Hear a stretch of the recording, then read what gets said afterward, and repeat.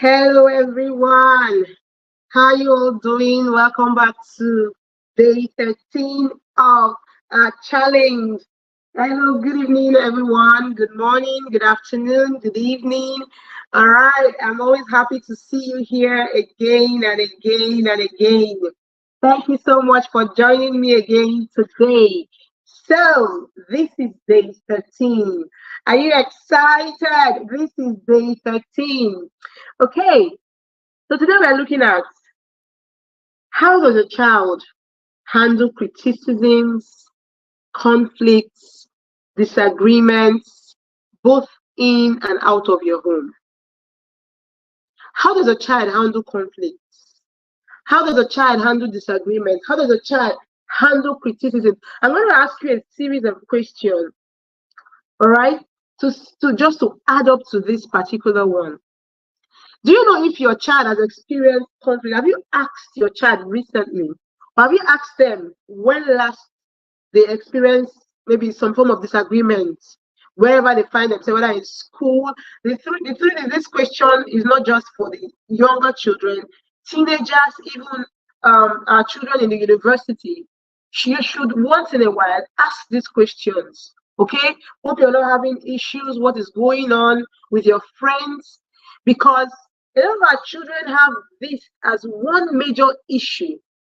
Okay, if you can hear me, can you please give me a thumbs up, an emoji, please? Let me know that you can hear me.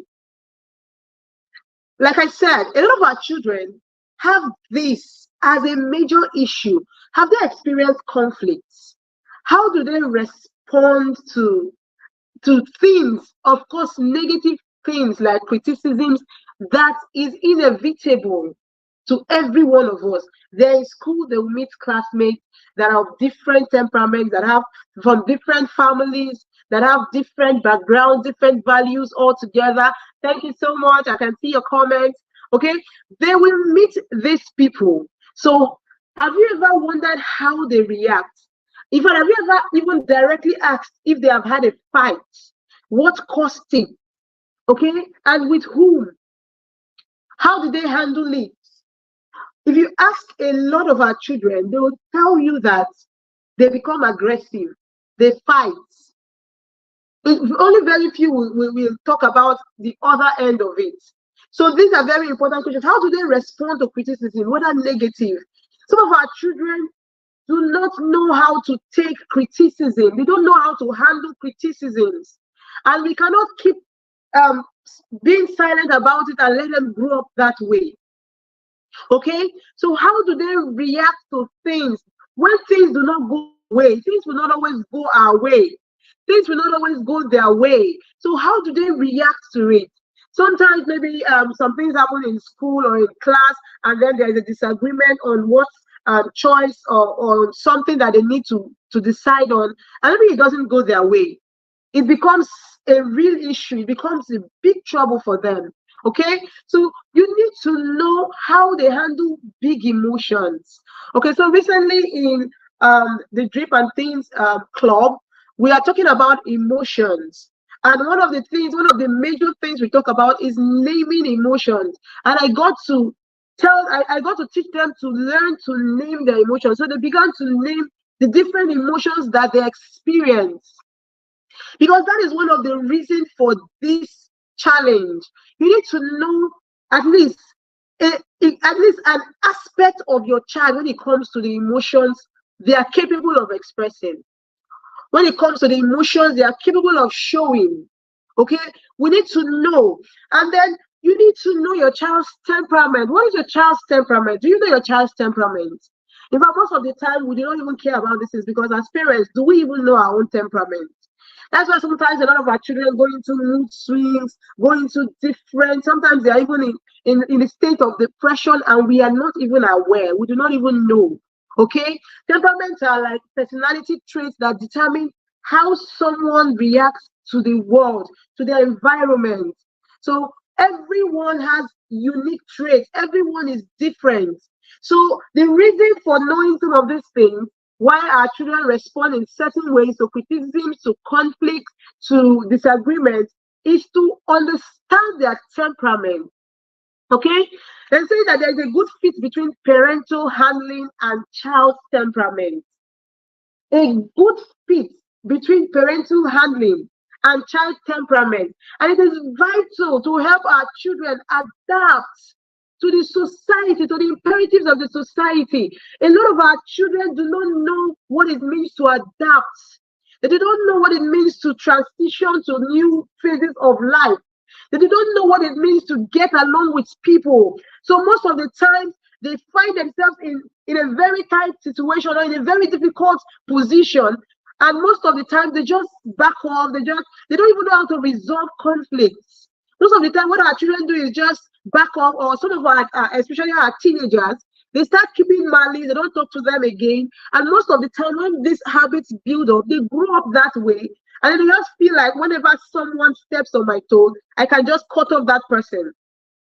But the thing we need to know is that we are interdependent. Humans are interdependent beings. So we need people, whether we like it or not. We need people. Some of our children from teenage age, they have cut off a lot of persons that would have been very instrumental in their life. Sometimes they go on to the university, we are unable to make friends, and then we come out, it's like we went a whole 4 or 5 years in school and we're not able to keep at least a few contacts. It means that there's something that was not really worked on.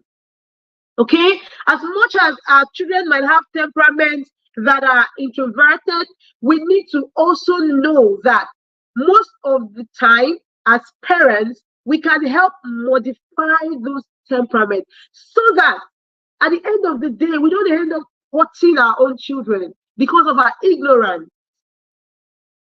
I want to say that again, so that we do not end up hurting our children as a result of our own ignorance. Because a lot of adult children are hurt, are feeling hurt. Some of us are going through a period of trauma and we are unable to come out of it because no one knew what struggles we had. No one knew the crisis that we faced. And then we just went through life like that. Most of them are finding it difficult making friends, keeping contact because of this, okay?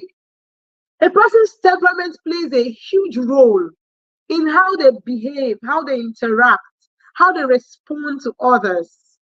All right? Now, temperament is like the number one influence on our behavior. Temperament is like the number one influence on our actions. Other things that can add up to those influences might be maybe family background, maybe tradition or training or education can modify our temperament. But most of the times, when the family does not do their homework, it means that the child will not benefit from that modification that could come from the family. All right? And most times our educational system now, our schools, a lot of schools now don't even pay attention to these things. They're all about finishing their curriculum and everything, their scheme of works. So that is why the honor still falls on us, the parents. The honor still falls on you, the father, you, the mother, to help your child modify this temperament. Now, what will understanding your child's temperament help you do? It will help you discover your child's strengths. It will help you understand your child's weaknesses so that we can take advantage of their strengths. And like I said, we can help to manage or modify those weaknesses. Because if our children are going to fulfill destiny, their weaknesses must be modified. It must be modified. So most times, like I said, a lot of times that modification should come from us, the parents. Temperament can describe or bring your child's behavior into context. Temperament can bring your child behavior into context. That's just what I'm exactly what I said previously on modifying your child's behavior. What kind of experience does your child have with anger, with sadness, with mood swings? Mood swings, yes, can be natural a lot of times, but our children are having serious experiences that from mood swings it is turning into depression, and it is difficult at that point. So as a parent, you need to know what triggers them. Okay, we understand that temperament come from us, the parents, most of the time. That is why it is funny that your child is getting angry and you are forgetting that you also get angry. A lot of times we just blame them. So if you know that you have issues with anger, you will need to watch your child very well, because a lot of temperaments are hereditary. They come from our genes as parents. So you need to watch your child so that you can help. A lot of struggles that you have, you will help your child prevent most of those struggles. Now let's look at some of these traits that um, that our children possess. All right, traits like sensitivity. Traits like sensitivity. How sensitive are they to the environment, to how people act around them? How sensitive are they to the actions of others? All right, sensitivity can come from different things. Sensitivity. Do you know that some persons are triggered by noise? Some children are triggered by pain, by brightness of light. So some of these things are things that our children need to even know. I know that is one thing we learned this week in our kids inner circle. All right. Some of the things that can trigger them, let them know so that they are aware that, oh, when they feel a certain way because there's a lot of noise around them, they are not just on to attack the next person. They understand themselves, that they are self-aware that, oh, okay, I'm feeling this way because the noise is too much. And then they know that they can just, okay, please, can you just help reduce your voice a little? Or they can just walk out of that place and everything is resolved. So a lot of times we just grow up not understanding what is going on around us. All right, highly sensitive children may have intense emotional reactions. All right, is your child a very sensitive child? Do you even know? Do you even know? That's why some children is expressing themselves in severe tantrums, like extreme tantrums, outbursts, like some outbursts in children sometimes can be so annoying. Like the next thing, even you as a parent, you are reacting. Sometimes it expresses itself in physical reactions, physical actions. Some of them begin to slap, hit, kick, and the rest of them. As much as these things are normal and natural, we can modify them as parents by helping them understand, but by first understanding what they are going through as parents. Of course, if we don't understand what they are going through, we may not be able to help them. Yes, we may not be able to help them. So in teens, sensitivity can express itself in form of rebellion, in form of resentment. Resentment, because at that point, some things may not start say they may just, you may say something to them and they'll just murmur, or the next thing they are angry, they are resenting you. A lot of our teenagers are resenting us because of this intense or extreme sensitivity. Okay, but how are we helping them? In what way are you helping them as a parent? Okay, some of our children are very active. So because they are very active, they will respond. Their response will always be different from those that are laid back. But a lot of times as parents, we compare. Oh, and it's not the same thing I said to your elder brother. Did he react? But what we don't understand is that they are totally different people expressing themselves the way they feel on the inside. So we must understand these things. Some of our children do not have the ability to adapt. And adaptability is a very important trait that we must understand. Any little change, they are thrown off balance. For every little change, every little transition, they are thrown off balance. So how do they typically react to these things? All right? How do they typically react to withdrawal, to approaches? How do they typically react when they go to new places, when they go to new environments? What triggers them? Some of our children are triggered by frustration and we do not even know. Some of our children are triggered by frustration. Sometimes frustration in their academics. They're having issues maybe with little homework or with something they are unable to solve. If they don't have adaptability, if they don't have the persistence as a trait, they will find it difficult. That's why I see them a lot of times, they become so uncomfortable. I can't do it. Even as teenagers, they give up so easily because The trait of persistence is suppressed. So they are not able, the resilience is not there. The drive is not there. The ability to stay strong or to strive despite the challenges is not there. All right. And then the last trait we're going to talk about is intensity of reaction. Or because we are different in temperament, because we are different, our intensity to react to different things will be different. Some persons will have strong reactions. Some persons will have subdued reaction. And even that subdued reaction in our children, we have to be very careful about it, because a suppressed reaction is dangerous to a child. A child that will suppress their emotion and just be there, even when they feel hurt, they won't say anything, they will just pile it up. It's an extreme end on its own. And it is child that will respond so strongly, use verbal foul languages, shout, scream, do all sorts of things, is another extreme end that we must be conscious about. And when is the stage, or when is the phase to look at these things? It is now.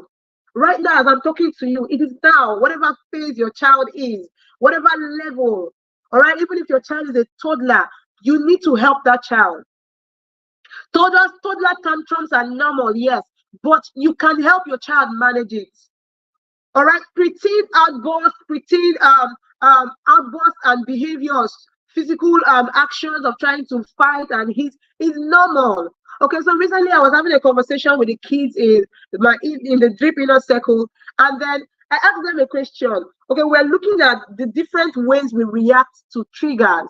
Okay, and one of the 4 ways we talked about is fight. The second way is freeze. Okay, we talked about submitting, which some children do, and that's why a lot of them are bullied. We talked about flight. So freeze, flight, and fight. Okay, I've mentioned 4. So in fact, 90% of them chose fight as their first resort. So it means that a lot of times all they think about is how they want to fight and become aggressive. All they think about is shouting.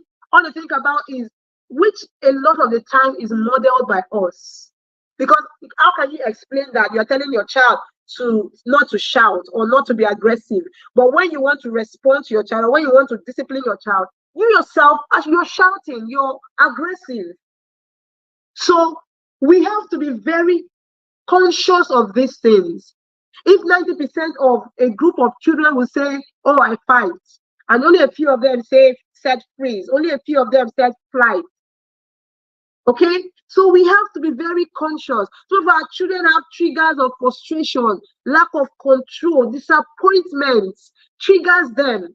Unmet needs, maybe you tell them, oh, I can't give you this. They are triggered, they are angry, they are ready to behave however they want, especially our teenagers. So what are we doing about it? What we do about it will depend on the knowledge we have on these things. That's why I asked a direct question: what is your child's temperament? Or what are the blends of temperament your child possesses? Okay, social interactions can trigger some of our children. Threats, past trauma. Once in a while, I've been mentioning trauma. Past trauma can trigger a lot of our children, or triggers a lot of them. So we have to be careful. I've talked about environmental factors like light, shouting, screaming, noise, and the rest of them that can trigger them. So when we understand these things, we can help them. How can we help them? We can set clear expectations, especially in our discipline. You cannot discipline child A the same way you're disciplining the sensitive child B. You cannot discipline a child that can adapt the same way you're disciplining in a certain way, the same way you're disciplining a sensitive child.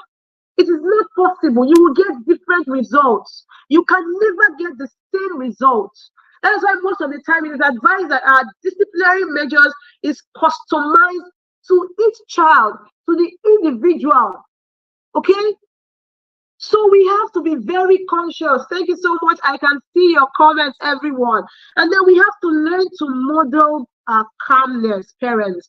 And I'm hitting it hard on us. Okay? We have to learn. We cannot expect calmness, good behavior in our children when we have not modeled it. because our home is always in chaos. We're always shouting, we're always screaming, we're always on our children. All right, even our disciplinary measures expresses aggression. So how can our children learn? Now, I've talked about tailoring or customizing your approach for each child. For each, though, it is a handful, yes. So if it means if you have 2 children, you have to customize it for them. Even if you have 10 children, you have to learn to understand them. That is the only way we can help our children. All right. I can see your comments, everyone. Thank you so much for joining me today. I appreciate your comments. Thank you so much. Thank you so much. God bless you all for joining. All right. Please do not forget the importance of this challenge, of day 13th challenge. It is going back to observe. It is going back to ask. It is going back to actually understand our children, understand what triggers them, and learn to help them. I hope that this session was helpful to you. I hope so. I am hoping so. Thank you so much for joining me. I hope to see you again as we take on another challenge tomorrow, which is day 14. Bye, everyone.